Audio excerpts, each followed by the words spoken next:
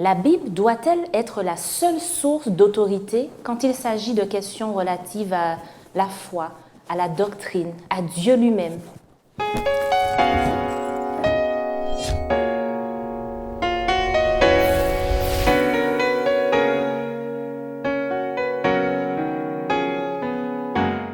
C'est un plaisir pour moi de vous retrouver dans le cadre de votre émission Autrement dit, toujours avec Marvin et Grégory. Bienvenue à tous les deux. Merci. Avec qui nous allons poursuivre nos réflexions autour de notre sujet d'étude du trimestre, la Bible. Alors, toutes les églises chrétiennes utilisent la Bible pour soutenir leurs croyances. Qu'est-ce qui les différencie alors? Alors c'est vrai que, comme tu l'as dit, les églises chrétiennes, puisque Christ est la base et la Bible révèle la personne de Christ, donc utilisent la Bible comme base pour les différentes doctrines, croyances, orientations que chaque église a. Mais c'est vrai qu'on dénote déjà que l'interprétation déjà des textes n'est pas forcément la même. Ça, c'est une première chose qui, quand même, crée une certaine différence. Et puis, c'est vrai que la place donnée ou l'autorité qu'on accorde à la Bible d'une église chrétienne à une autre n'est pas forcément la même. Lors de l'échange précédent, on avait parlé de tradition. Effectivement, pour certaines églises, la tradition vient s'associer, se greffer à la parole de Dieu. Donc, on a un petit peu les deux qui jouent ce rôle d'autorité. Pour d'autres, oui, la Bible est là, on la lit, effectivement, mais on peut se référer à d'autres personnes, à d'autres auteurs à qui on accorde aussi cette autorité. Et puis, on a aussi cette Église qui considère que la Bible, effectivement, c'est la seule règle de foi. Donc, on voit des petites différences quant à l'approche de la Bible, quand bien même elle reste une base, je dirais, au départ pour chaque Église chrétienne. Alors, qu'est-ce qui confère à la Bible, justement, ce rôle exclusif? Puisque tu parles de communautés qui se targuent, justement, d'avoir la Bible seule comme source d'autorité. Puisque nous croyons que la Bible, c'est l'expression de la relation de Dieu avec son peuple, qui parle des origines, mais qui parle aussi de la fin du monde. Et entre les deux, il y a un Dieu qui ne cesse d'accompagner son peuple, d'accompagner le monde. Et c'est pourquoi la Bible, pour le chrétien, est la référence en matière non seulement de livres d'études de cette relation, mais de livres de vie aussi, parce qu'au travers de ce livre, Dieu va donner un ensemble de principes de vie qui étaient valables pour les personnes de l'époque au moment où ces messages sont arrivés, mais qui, nous croyons, sont aussi valables pour nous aujourd'hui. Et c'est ce qui donne à la Bible cette valeur première. Alors, est-ce que quand même la Bible n'est pas plutôt à voir comme un outil au service d'eux, au service des personnes, aussi au service de l'Église? Non, ça reste quand même, Marvin l'a dit, je le rejoins sur le terme qu'il a employé, ça reste la référence, c'est-à-dire que l'Église trouve toute sa raison d'être par rapport à la Bible. L'Église a été créée par rapport à l'initiative de Dieu, et c'est vrai que toutes les règles de foi, les doctrines, les croyances, les vertus même qui sont proposées par l'Église, elles le puisent dans la parole. Donc c'est vrai que ça reste le guide, ça reste la base solide de l'Église, le fondement, j'ai envie de dire, de cette parole qui parle de Christ notamment. Effectivement, non, ce n'est pas un outil facultatif ou à côté, ou mélangé, qui se perd un petit peu avec d'autres choses qu'on aurait pu utiliser. Non, ça reste la base essentielle pour déjà la raison d'être de l'Église, comme je l'ai dit, et aussi son fonctionnement. Alors, il y a un verset qui interpelle dans 1 Corinthiens 4, verset 4, un conseil même de ne pas aller au-delà de ce qui est écrit. Mais c'est impossible. À chaque fois, on est vraiment dans l'interprétation. Et le nombre d'églises chrétiennes en témoigne. Alors, il faut comprendre que la Bible donne très souvent des éléments très clairs dans l'attente que Dieu a vis-à-vis de son peuple. Alors, tu dis que c'est clair, mais pour beaucoup qui nous regardent, c'est plutôt ambigu, c'est plutôt complexe de comprendre la Bible. Prenons un exemple. Je vais citer plusieurs exemples. Dieu donne les 10 commandements à son peuple, un ensemble de règles de vie pour pouvoir gérer la relation à Dieu et la relation aux hommes. Les règles sont claires. Dieu va dire, tu n'auras pas d'autre Dieu devant ma face. Dans ce commandement, Dieu se réserve l'adoration exclusive de celui ou de celle qui se dit être son enfant. Lorsqu'il dira dans un autre commandement, honore ton père et ta mère, le commandement n'est pas plus clair que ça. Maintenant, il ne faut pas aller au-delà en voulant rajouter des choses pour pouvoir alourdir. Le peuple juif avait fait cette erreur pour le sabbat, puisque à un moment donné, ils ont tenté, les dirigeants juifs, de pouvoir mettre Jésus en difficulté en voulant le piéger sur la manière dont lui et ses disciples vivaient le sabbat. Oui, mais c'est parce que ce n'est pas tellement clair, à part nous dire observer le sabbat. Il y a plein de questions annexes, encore aujourd'hui, qu'on se pose. Est-ce qu'on peut regarder la télé? Est-ce qu'on peut aller à la mer? Est-ce qu'on peut aller en forêt? Est-ce qu'on peut pousser un ballon de football? Il y a plein de choses qui ne sont pas dites, et justement, c'est ça qui pose problème. Alors, j'irai plus loin.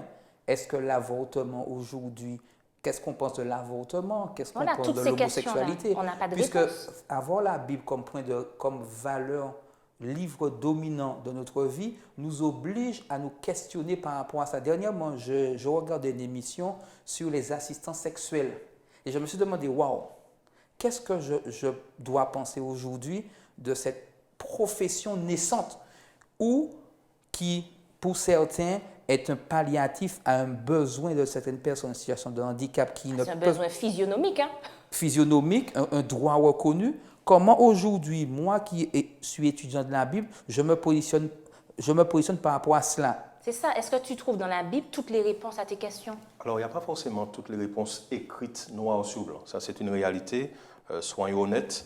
Mais cependant, je pense que Marvin l'a dit subtilement, il y a des principes présentés dans la Bible qui nous permettent justement, face à des questions d'éthique, par exemple, lorsqu'on parle d'avortement ou, comme tu as parlé d'assistance sexuelle, etc., on peut effectivement, à la lumière de la parole de Dieu, avoir une réflexion qui nous permettrait de prendre la bonne orientation.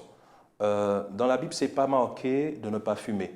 Mais cependant, si je considère que mon corps est vraiment le temple du Saint-Esprit, que c'est un don de Dieu et que je dois en prendre soin, eh bien oui, quand je lis le message marqué sur la boîte que fumer tue ou ça affecte ma santé, eh bien je fais attention de ne pas justement consommer ce genre de choses parce que je comprends au travers de la Bible que le corps que Dieu m'a donné n'est pas insignifiant. Il a de l'importance, il a de la valeur. Donc oui, tout n'est pas écrit, mais je crois que ce livre de vie, et tu l'as bien présenté ainsi, ce livre de vie me permet, grâce à des réflexions, grâce à des principes, des valeurs qui sont présentées, à me poser les bonnes questions, et justement par rapport à certaines questions de société qui n'étaient pas posées auparavant, mais qui aujourd'hui se posent, eh bien justement à me positionner, à savoir, mais finalement, qu'est-ce que la Bible me dit, comment elle peut m'orienter, et quelle justement décision prendre grâce à cela. Dans l'émission précédente, nous avions dit que la raison devait aussi nous accompagner dans l'étude de la parole. Tu disais, Grégory, qu'il ne suffisait pas de prendre de la Bible des éléments et de pouvoir le réinjecter simplement dans notre vie, sans réflexion. Voilà des sujets qui nous obligent à nous positionner. Que veut Dieu pour moi aujourd'hui? Quelle est la volonté de Dieu? Qu'est-ce qu'il souhaite que je puisse non seulement inscrire dans mon fonctionnement de vie, mais proposer aux autres? Et ça demande un raisonnement. Mais ça demande un postulat. Quand on parle de l'écriture seule comme source d'autorité, ou encore sola scriptura, c'est ce que ça veut dire en latin, ça sous-entend que c'est vraiment clair, que tout est limpide. On se rend compte que ce n'est pas le cas, sinon il n'y aurait pas eu tant d'émissions, d'ailleurs, comme on fait aujourd'hui pour expliquer, tant de religions chrétiennes, tant d'interprétations différentes. Alors c'est vrai, peut-être justement parce que, comme on avait dit dans l'échange précédent, on laisse beaucoup de facteurs extérieurs finalement conditionner notre interprétation.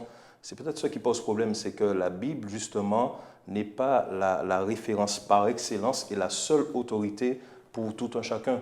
Mais Et déjà, du coup, la Bible, elle est écrite dans une époque précise, dans une culture précise. Donc déjà sûr. là, il y a une difficulté. On ne peut pas appliquer tout ce qui est écrit dans la Bible à nous aujourd'hui, en 2020. Ce serait dommage quand même et je sais que certaines personnes peuvent le penser, et j'invite vraiment à penser différemment, à voir différemment. Ce serait dommage de considérer que la parole de Dieu, cette parole qui révèle la volonté de Dieu pour l'humanité, c'est-à-dire qu'il n'a pas permis et pris cette initiative de mettre en place un livre spécial pour un groupe de personnes, il le fait pour l'humanité. Donc à partir du moment où on est un être humain, peu importe la culture, la religion ou la communauté à laquelle on appartient, Dieu veut nous parler au travers de cette Bible. Et c'est vrai qu'il y a des textes, des passages, oui, disons-le nous, qui sont un peu compliqués à comprendre, qui méritent un peu plus de réflexion, un peu plus de recherche, un peu plus d'approfondissement, mais lorsqu'on regarde l'ensemble même du livre, du début à la fin, le message central, le message fondamental et important de la Bible est accessible à tout un chacun.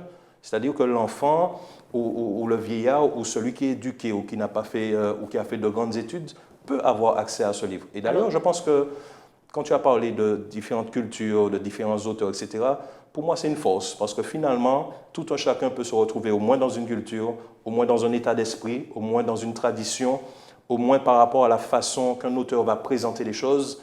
Je crois que cette diversité, justement-là, est une force pour nous permettre que, finalement, différentes cultures, mais en soi, on voit bien, ou différents auteurs, avec différents langages, mais en soi, on voit bien qu'il y a quand même une unité. Et c'est pour ça que la Bible s'explique par elle-même, parce qu'il y a cette unité-là au travers de ces différents livres. Alors tu parles d'unité, mais en même temps, quand on entend ceux qui lisent l'Ancien Testament, le Nouveau Testament, on remarque qu'il y a complètement deux lectures différentes. Dans l'Ancien, on voit beaucoup de sang, beaucoup de rituels. On a l'impression que c'est un Dieu vengeur, un Dieu qui punit. Et dans le Nouveau Testament, avec Jésus, la grâce, l'amour, le pardon, la miséricorde, donc ce n'est pas vraiment une unité de pensée. Alors, il faudrait peut-être lire davantage le livre de l'Ancien Testament, puisque, oui, on voit un Dieu vengeur, on voit des guerres, on voit du sang couler, mais à plusieurs occasions, on voit la grâce de Dieu.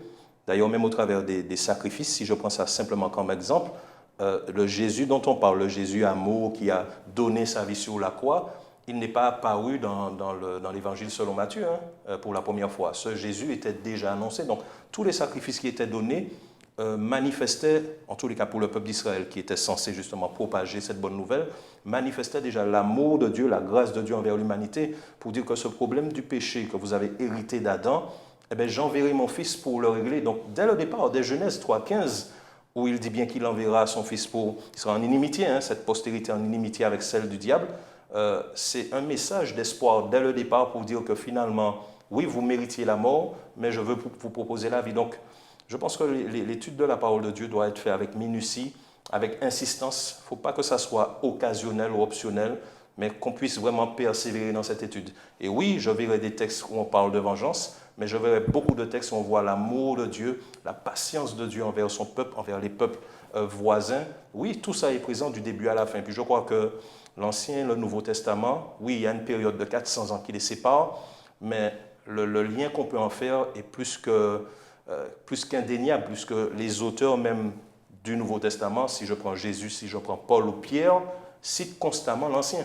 N'empêche, ancien, tout ce qui est ancien est ancien. Là, les choses anciennes sont passées. Ah non, il ne faut pas mélanger. Alors là, on est dans l'interprétation. Justement, si ce texte est pris de façon isolée et dit comme ça, mais ce n'est pas ce que le texte dit. Le texte parle dans un contexte bien particulier. Peut-être qu'on aura l'occasion, dans une prochaine étude, d'en parler. Mais en tous les cas, on voit bien que Jésus, qui a vécu dans le Nouveau Testament, en tous les cas quand il est venu sous terre, Paul et toutes ces personnes-là faisaient référence à l'Ancien Testament parce que, mine de rien, on ne peut pas comprendre le Nouveau sans passer par l'Ancien. Donc, il y a un cheminement à suivre. Est-ce que les deux ont autorité et ont, comment dirais-je, leur place aujourd'hui? C'est une unité, c'est-à-dire l'Ancien et le Nouveau ne s'opposent pas. Au contraire, c'est ce qui forment la Bible. La Bible, c'est l'Ancien et le Nouveau Testament, pas simplement qu'une partie. Marvin, tu partages en tout cas cet avis? Bien entendu, puisque je disais au départ que la Bible parle de l'origine de l'homme et la Bible parle de l'avenir de l'homme. Entre les deux, il y a une question d'amour et de relation entre Dieu, son peuple, mais Dieu et le reste du monde. Lorsque dans Jean 3, le verset 16, « Car Dieu a tant aimé le monde qu'il a donné son Fils unique, afin que quiconque croit ne périsse point, mais qu'il ait la vie éternelle. » Nous sommes dans la retranscription finalement de ce qui se passait depuis le départ. Dieu, finalement, face à la rébellion d'Adam et Ève, rappelons qu'il n'y avait pas de peuple, il n'y avait pas de personne avec une identité qui appartenait à un peuple en particulier. Il y avait des êtres humains qui avaient été créés et qui avaient comme projet de vie pensé par Dieu d'être dans une relation avec lui, dans une relation qui leur permettrait non seulement de se développer sur le plan physique, mais aussi sur le plan intellectuel et spirituel. Donc, ça a toujours été ça, le plan de Dieu. Oui, l'Ancien Testament a une orientation particulière puisque beaucoup de textes vont essentiellement mettre l'accent sur la relation de Dieu avec son peuple, le peuple d'Israël, le peuple qu'il a choisi pour pouvoir être un porte-lumière, un porte-drapeau. Mais ensuite, nous voyons que finalement le Nouveau Testament va entrer en jeu avec la présente venue de Jésus, puisque l'Évangile, Matthieu, Marc, Luc, Jean, c'est la vie de Jésus lorsqu'il était sur terre et sa relation pendant son ministère avec les hommes et avec ses disciples. Donc oui, il y a une continuité dans tout cela, et vouloir simplement se dire, on met de côté, c'est se couper d'une richesse, parce que l'expérience de tous ces hommes, de toutes ces femmes, de ce peuple est aujourd'hui une source aussi une leçon pour moi, pour celui qui veut vivre la volonté de Dieu. À vous entendre parler, ça paraît vraiment limpide, hein? Ça paraît simple, ça paraît clair, mais ça rend coupable peut-être celui ou celle qui nous regarde et qui, quand il lit, il ne comprend pas du tout. C'est pas clair pour lui.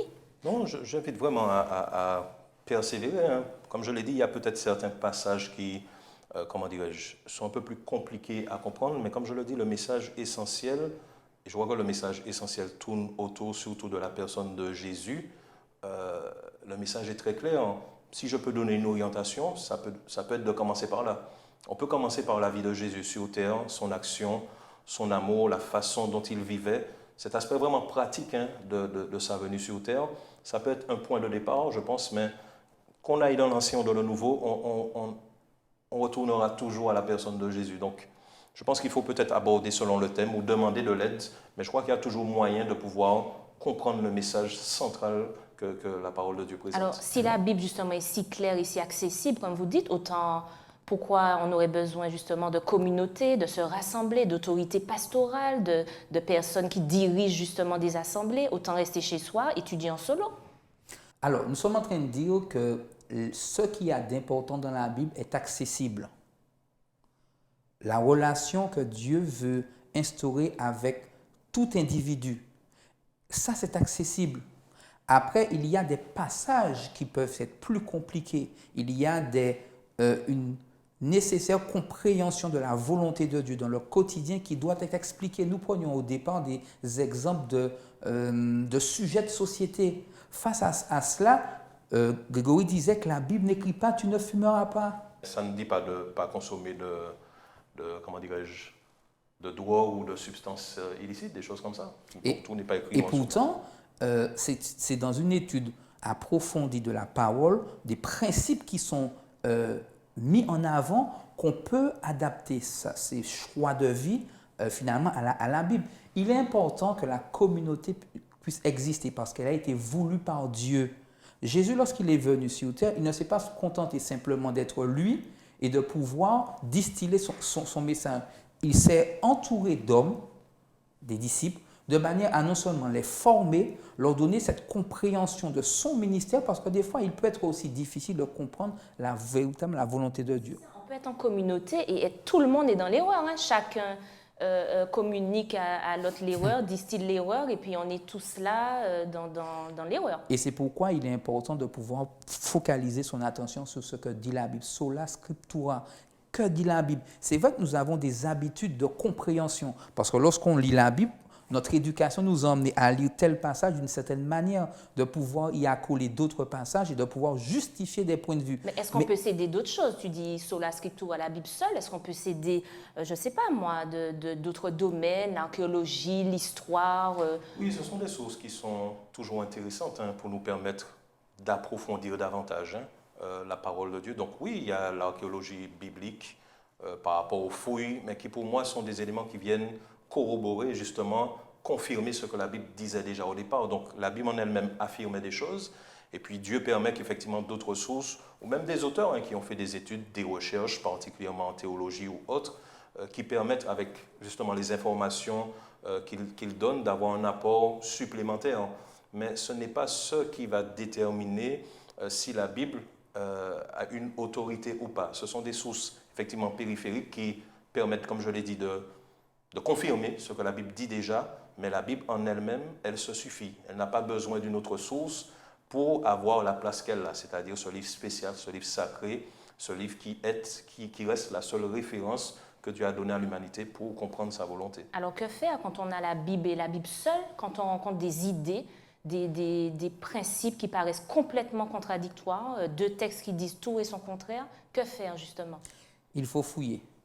Il faut fouiller, il faut avec humilité demander à Dieu la possibilité de comprendre. D'ailleurs, Jésus a eu l'occasion de dire à ses disciples dans Jean 14, le verset 26, « Mais le consolateur, l'Esprit Saint que le Père enverra en mon nom, vous enseignera toutes ces choses et vous rappellera tout ce que je vous ai dit. » En d'autres termes, l'Esprit Saint est là pour nous accompagner dans la compréhension, dans cette recherche approfondie. Il y a des sujets qui peuvent nous paraître très contradictoires. Je prends un sujet tel que la mort. On a l'impression que la Bible dit tout et son contraire. La Bible présente la mort comme le passage d'un état à un autre. Donc on sort de cette terre et notre âme ensuite va soit vers Dieu, soit en enfer. La Bible présente dans certains passages cet être humain que nous sommes comme corps et esprit qui forment une âme vivante. Donc à la mort, il y a simplement ce sommeil, le souffle retourne à Dieu. Et chacun, on se dispute sur finalement, j'ai raison, j'ai raison. Mais il faut aussi admettre qu'à un moment donné, ma manière d'interpréter le texte biblique est liée à mon éducation et dire, Seigneur, aide-moi à comprendre. Lors de la réforme protestante, il y avait d'innombrables manières de fonctionner dans l'Église qui ont conduit certains à se dire, mais non, ce n'est pas ce que la Bible dit. Ce n'est pas ce que et c'est pourquoi il faut que la Bible reprenne ses droits. Ça demande progressivement des recherches, ça demande progressivement une ouverture pour pouvoir se laisser inspirer parce que oui, nous sommes, quoi qu'on le dise, très fermés à tout ce qui peut être différent de la manière dont nous pensons. J'appuie quand même, Oui. tu m'excuses, sur ce que Marvin dit lorsqu'il parle de fouiller. Et c'est vrai que la Bible invite à sonder les Écritures. Il ne faudrait pas avoir une lecture très légère et en surface et penser qu'on va découvrir un trésor. Parce que la Bible renferme des trésors. Et un trésor, il faut faire un effort pour le trouver. Il faut creuser, il faut fouiller, il faut insister. Et c'est vrai que je lance vraiment l'invitation à tout un chacun qui a la Bible, même s'il ne l'a pas, qui puisse en acquérir une et vraiment fouiller et chercher. Puisqu'on parle de trésor, forcément, lorsqu'on découvrira, ce sera quelque chose de magnifique et vraiment une bénédiction venant de Dieu. Donc, j'insiste vraiment sur ce point-là qui, pour moi, est très important, de pouvoir sonder, insister, rechercher, prendre le temps dans un esprit de prière, comme tu le disais, et vraiment avec l'Esprit de Dieu, à comprendre ce que Dieu a à nous dire. Mais je crois vraiment que ça en vaut la peine. C'est ça, et j'allais demander justement, est-ce qu'il y avait un état d'esprit, une attitude? Donc tu parlais de quelqu'un qui, en gros, est persévérant, puisqu'il continue à fouiller. Est-ce qu'il y a d'autres éléments pour garantir justement qu'un étudiant de la Bible puisse être vraiment sûr d'avoir la bonne interprétation? Je crois que c'est ces trois éléments-là. On a parlé de la prière, de l'Esprit de Dieu, puisque c'est poussé par l'Esprit Saint. Donc je crois qu'il est bien placé pour nous permettre de comprendre, puisqu'il a inspiré tous les auteurs de la Bible à composer ce livre magnifique. Et puis je crois aussi cette humilité, je le dis, je le répète et j'insiste dessus. Dieu le dit bien, Jésus le dit bien, il faut être pauvre en esprit. Ne pas l'approcher en ayant déjà cette persuasion que je connais ou je sais déjà. Non, il faut vraiment venir comme un vase vide, prêt à recevoir de la part de Dieu. Pas à donner ou essayer de chercher un lien avec des choses que je pensais déjà. À chaque fois qu'on l'approche, se dire, mais Seigneur, qu'est-ce que tu veux m'apprendre aujourd'hui? Qu'est-ce que je dois découvrir? Je crois que ces trois éléments, prière, humilité et l'Esprit Saint, peuvent être déjà des bons critères de départ pour vraiment approcher la Bible convenablement, en tirer une bonne instruction et justement, avec l'aide de Dieu, avoir une bonne application dans notre vie. Alors c'est vrai que l'Église adventiste du 7e jour, en tout cas, fait partie des communautés qui attestent que l'Écriture et l'Écriture seule est la base d'autorité. Pourtant, souvent, il n'est pas rare de citer d'autres personnes. Vous voyez de qui je parle, notamment Ellen White, donc on la cite énormément, pourtant elle n'est pas du tout dans la Bible. Alors que penser justement des autres personnes qu'on cite annexes à la Bible? C'est vrai que nous disons que la Bible doit être la seule référence en matière d'étude. Et comme tu le disais, il peut nous arriver de citer des auteurs pour pouvoir donner un exemple, pour pouvoir... Même pour pouvoir attester de ce qu'on dit. Ben, ça ne devrait pas avoir à le faire. La Bible devrait se suffire pour pouvoir attester de ce que l'on dit. À quoi servent alors les auteurs annexés? Les auteurs sont là pour pouvoir parfois nous emmener vers la Bible. D'ailleurs, pour nous adventistes, Ellen White, cet auteur chrétien, a eu l'occasion de dire que tout ce qu'elle aura écrit n'est qu'une petite lumière qui emmène vers cette grande lumière. Parce que beaucoup de personnes ne seront en contact avec la Bible que par un premier contact avec certains ouvrages qui vont simplement les emmener à orienter leur regard vers le Dieu que présente la Bible. Et c'est pourquoi des fois, nous pouvons citer un auteur pour pouvoir dire, mais oui, parce qu'il parle de cela, mais son objectif n'est pas de focaliser l'attention sur lui, de pouvoir emmener vers. Oui, mais que dire quand cet auteur emmène vers, certes, mais apporte des lumières, j'ai envie de dire, en tout cas des informations supplémentaires, des choses qui ne sont pas du tout bibliques. Comment s'assurer que ces informations-là sont vraies? Justement, puisque la Bible est l'autorité, puisque c'est la seule règle de foi, c'est la Bible qui permettra justement d'évaluer les dires et les écrits de cet auteur. Est-ce toujours possible? Oui, c'est faisable. C'est faisable. Et je crois que dans le cas d'Ellen White, qui était considérée comme une prophétesse, et nous savons qu'il y a certains critères pour permettre justement de définir le prophète. Et je crois que l'un des critères forts, c'est de voir cette harmonie entre les écrits de cet auteur ou de ce prophète et les écrits présentés dans la parole de Dieu, de voir que finalement il n'y a pas de contradiction. Eh bien oui, ça peut être un élément déjà fort, comme je le disais au départ, pour nous permettre de confirmer que cet auteur n'est pas en opposition. Et je crois que Marvin a dit quelque chose de très important. Le but, ce n'est pas simplement de prendre des sources à l'extérieur, mais que ces sources nous amènent toujours à l'essentiel. Et puis je crois que Ellen White a eu l'occasion de dire dans un article que si Dieu l'a suscité, c'est qu'en quelque part parce que nous négligions l'étude de la parole de Dieu. Oui, mais ça, c'est elle qui le dit. Puisqu'elle se suffit. C'est sa déclaration sur l'honneur, hein, c'est elle qui le dit. Mais comme je le dis, au-delà de l'aspect humain où on voit quelqu'un qui parle, qui fait des déclarations, lorsqu'on lit ses écrits, lorsqu'on lit ce que la parole de Dieu dit, oui, effectivement, ces écrits ne sont pas l'autorité ou une autre autorité, mais simplement une source que Dieu a suscitée pour nous ramener toujours à la parole de Dieu.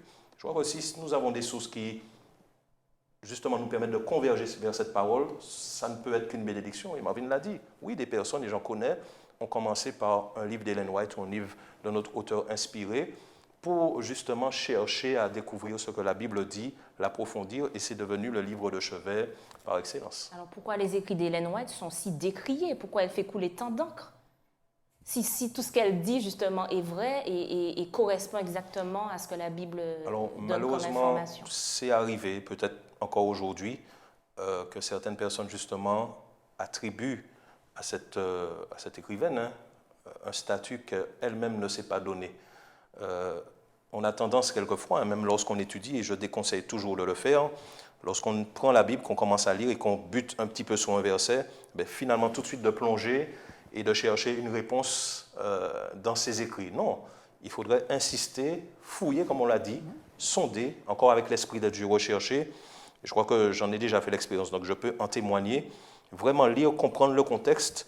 Et oui, s'il le faut par la suite, on peut lire à côté ce qu'elle présente pour voir effectivement quel est le lien qu'on peut faire. Mais la Bible s'explique par elle-même. Je crois que c'est vraiment par la foi et avec assurance qu'on devrait accepter cette réalité-là.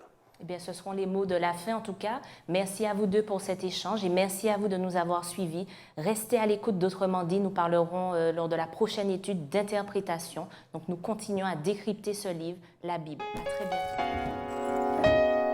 bientôt.